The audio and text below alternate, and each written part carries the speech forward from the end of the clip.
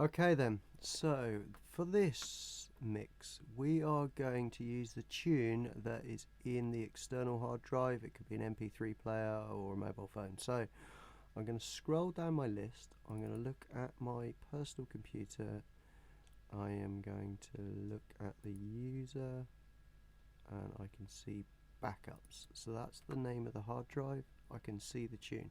So I'm going to drag this one over, play it, and turn the volume up.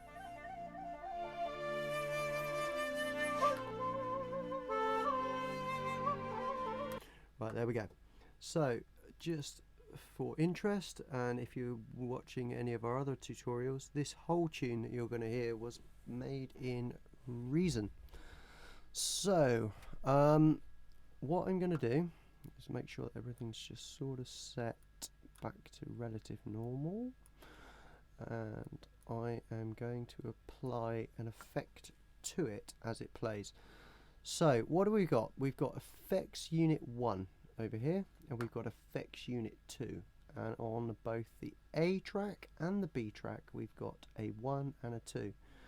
So if there's no orange light, that means there is no effects assigned. Click on 1, effects 1 is assigned. Click on 2, effects 2 is assigned.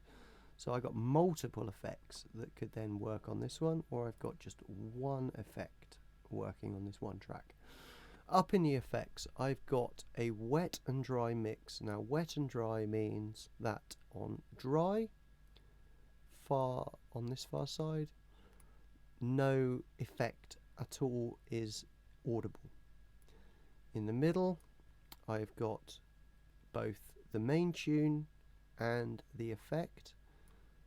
Full across, I've got 100% effect on top of my tune. So what I will do is I will drag that back to 0. Now I have got drop down boxes, and in this list I've got a whole load of effects.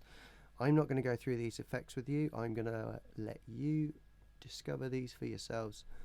There is some fantastic effects amongst these little lot, and all of them are really geared up to the DJ sound, so you can play with these to your heart's content.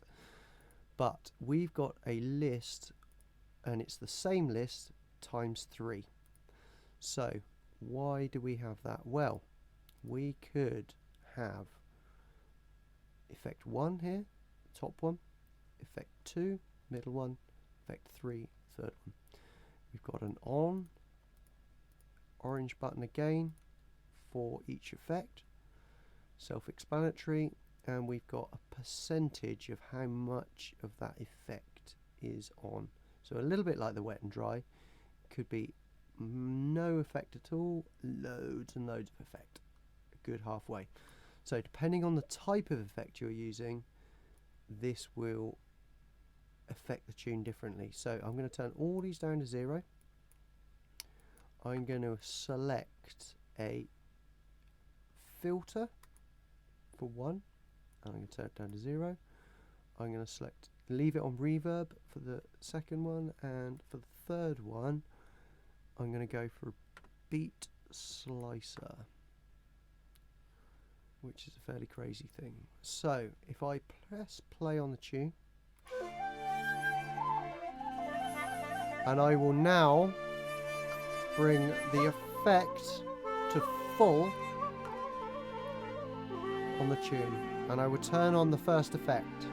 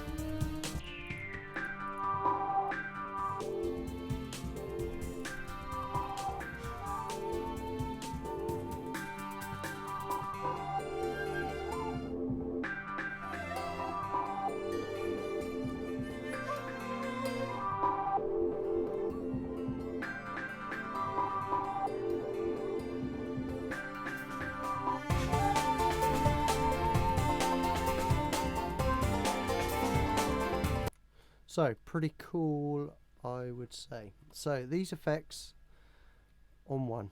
Now if I turn on 2, I'm going to get much the same thing happen. I'll have a quick little play just to show you.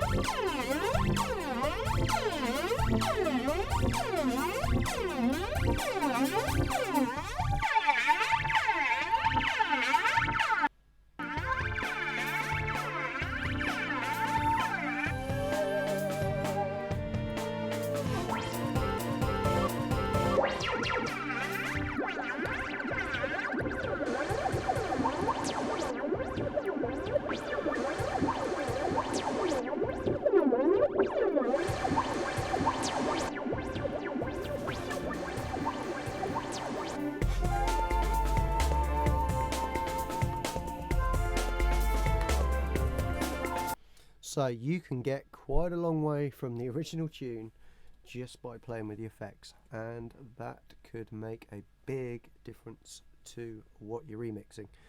If you're doing a tune everyone knows, but suddenly, wow, hang on a minute, that's not the tune that I remember, that's some sort of crazy remix going on. That's where you get really cool with this stuff. So I'm going to look at this little bar across here now, which is another way of slightly remixing stuff to do some interesting stuff.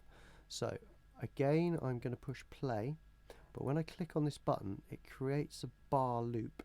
So let me show you.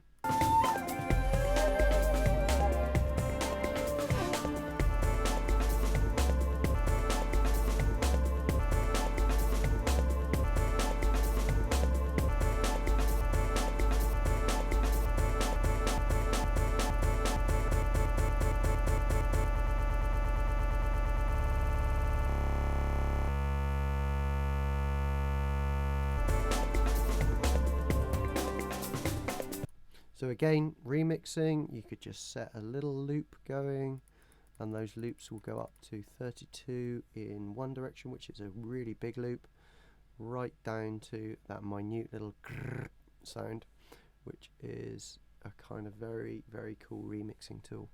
So you can now manipulate these tunes to really, really high extent and really mess with them so that people will recognize them, but they'll be like, yeah, this isn't the original tune, so this is a really cool thing that you're doing. And especially if you're using a cappella vocals, which are you can get them off YouTube, download them. A cappella, if you don't know, means that it's just voice on its own, and if